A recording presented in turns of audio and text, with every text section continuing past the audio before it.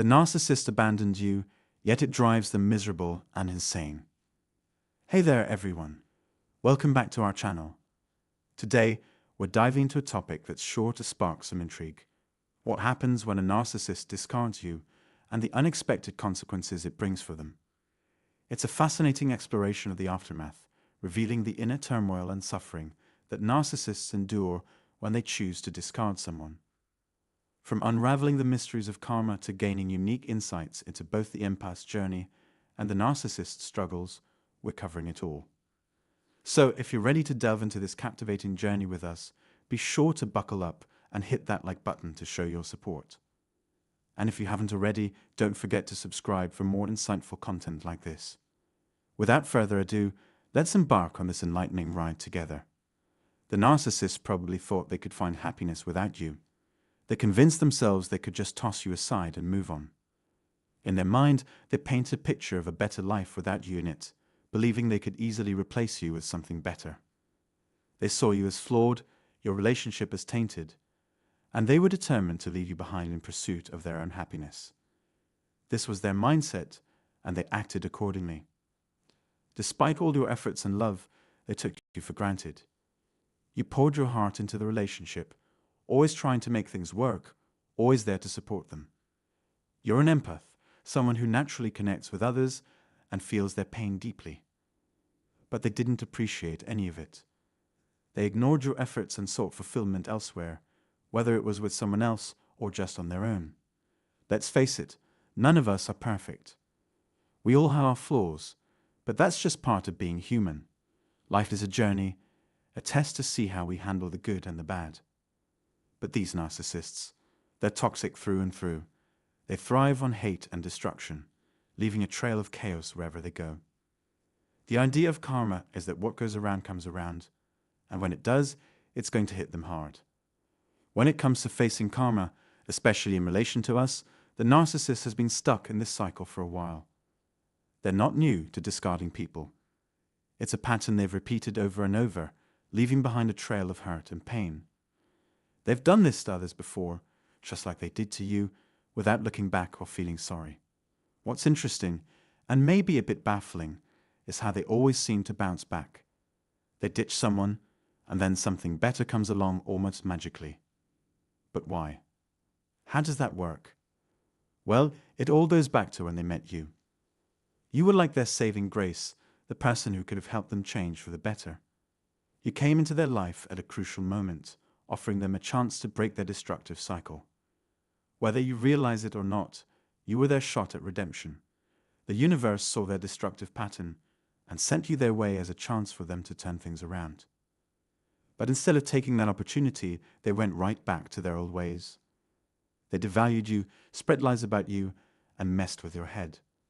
And all the while, they kept on causing harm, seemingly unaware that their actions have consequences.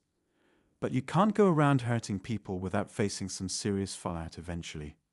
It's a common belief that people who cause harm can get away with it, especially when we see it happening repeatedly. But what many don't realize is how karma works. Karma has its own way of balancing things out. It might not strike right away or in an obvious way, but it always comes back around.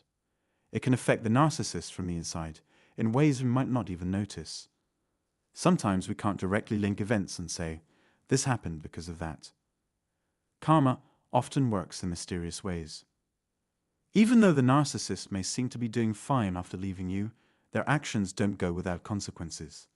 The cycle of meeting, hurting, and discarding will catch up with them eventually. They might not see it now, but their actions will lead to regret and suffering. And when that happens, it'll hit them hard. It's crucial to understand that the narcissist's decision to leave you isn't bringing them the happiness they expected. In reality, it's driving them to the edge of madness. They might think cutting ties with you will make things better, but it's quite the opposite. Every day, they're haunted by thoughts of you and reminders of what they've lost. This, in essence, is their karma. They might pretend they're fine and have moved on, but deep down, they're being crushed by the weight of their actions. I can't emphasize this enough, and I've experienced it firsthand. I went through a nightmare of defamation. I was arrested, thrown into a police cell, and she almost got me jailed. It was a brutal form of slander, especially involving the police. Despite all this, the narcissist reached out to me after 4 years. Imagine the nerve it took for them to do that. They'd use a fake profile that was obvious it was them. They kept trying to reconnect with me. It was like they had no other option but to try to get back together.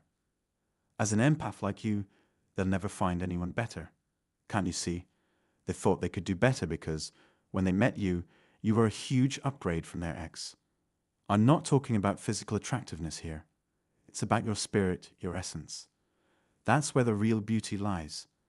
The beauty of your soul, your kindness, and love will come back to you in abundance. And you know how it repays you? By showing you their suffering. They're the ones hurting.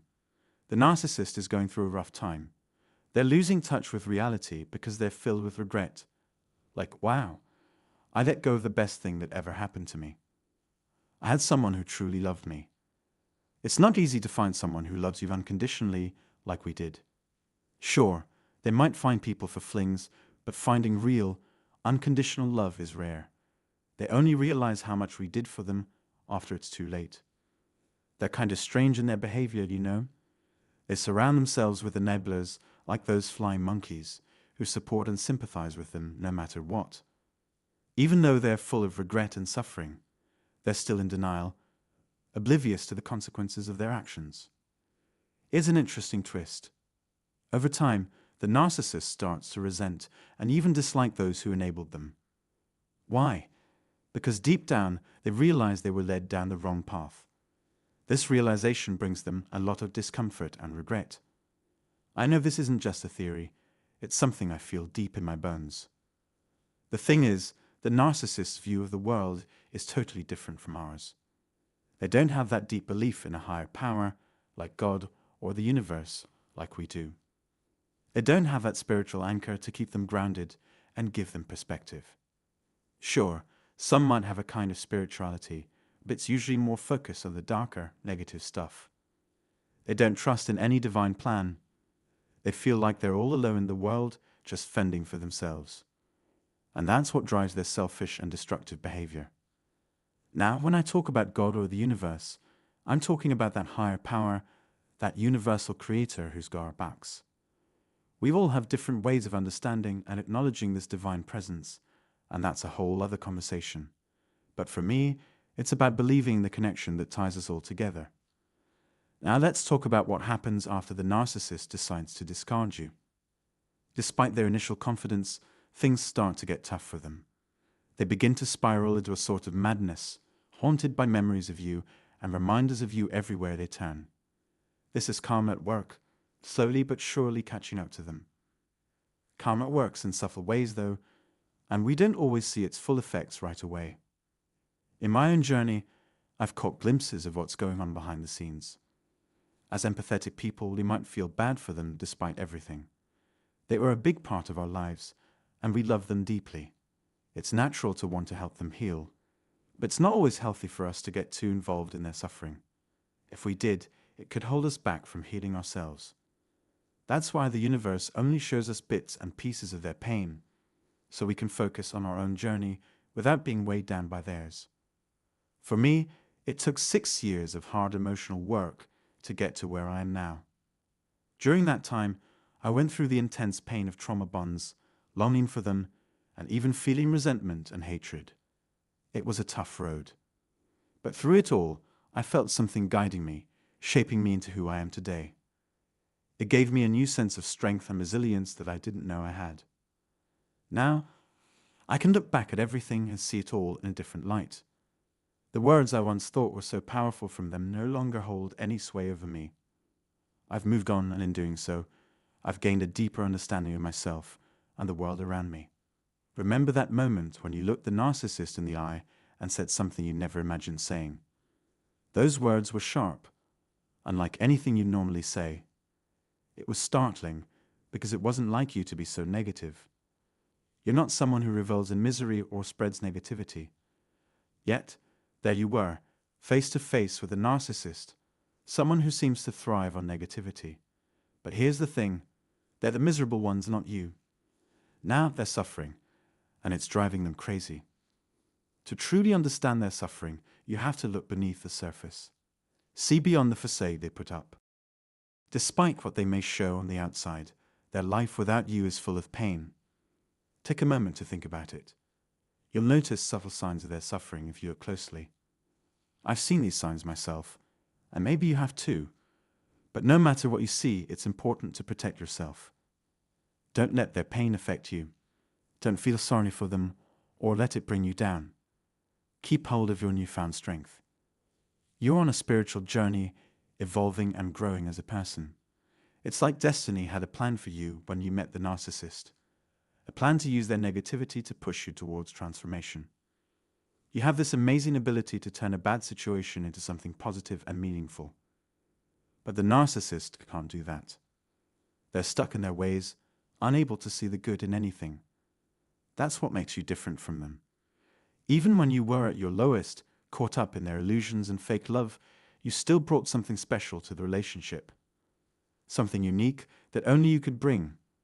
And that's something they'll never find in anyone else. No matter how much they search, they won't find what they had with you. Think about it. Their life has changed. Maybe they're older now, with more responsibilities. It's not that getting older or having kids is a bad thing. But from the narcissist's point of view, these changes make it harder for them to keep up their act. They've got baggage now, stuff they can't just ignore. And that makes it tough for them to charm someone new, to pull them into their world. They've lost their magic touch, and now they're facing the consequences of their actions. You were something special to them, truly one of a kind. Your empathy and understanding were unmatched. It's important to really let that sink in. They won't find anyone else like you, ever. This might be tough to accept, but it's the truth. Every day, they're reminded of what they've lost, and it's not easy for them. You might think that with all this suffering they're going through, they'd at least apologize for their actions. But here's the thing, many of them don't know how to apologize, or they're too afraid to do it. They can't face up to the damage they've caused, and saying sorry feels like too big a task. They know that if they did apologize, it might mean you'd shut them out for good, and that scares them. So instead of facing the music, they freeze up, unable to take that first step towards making things right. However, there are some who have the nerve to come back, begging for forgiveness. But I strongly advise you not to give in to their pleas. I'm telling you this with all seriousness. Getting back into a relationship with them will only bring more pain and suffering. It'll be worse than it was before. Right now, you're taking care of yourself, moving forward on a journey of spiritual growth and healing. It's a path that promises growth in every aspect of your life. Physically, spiritually, mentally, and financially. There are so many opportunities for good things to come your way on this path. As we conclude, I send out a heartfelt prayer to the divine forces, be it God or the universe, to shower you with blessings on your journey of healing and growth. While I may not hold the power to directly influence these matters, my intention is to express my unwavering support and hopes for your well-being. We share a unique bond forged through shared experiences, and I genuinely wish for your recovery. Remember, even those causing harm may be suffering themselves, so remain vigilant for the signs. In closing, I encourage you to engage with this video by liking and subscribing to show your support. And don't forget to share it with others who may benefit. Thank you for watching, and I look forward to seeing you in the next video. Also, for further support and guidance on your journey, don't hesitate to check out the free book and one-on-one consultation linked in the description below.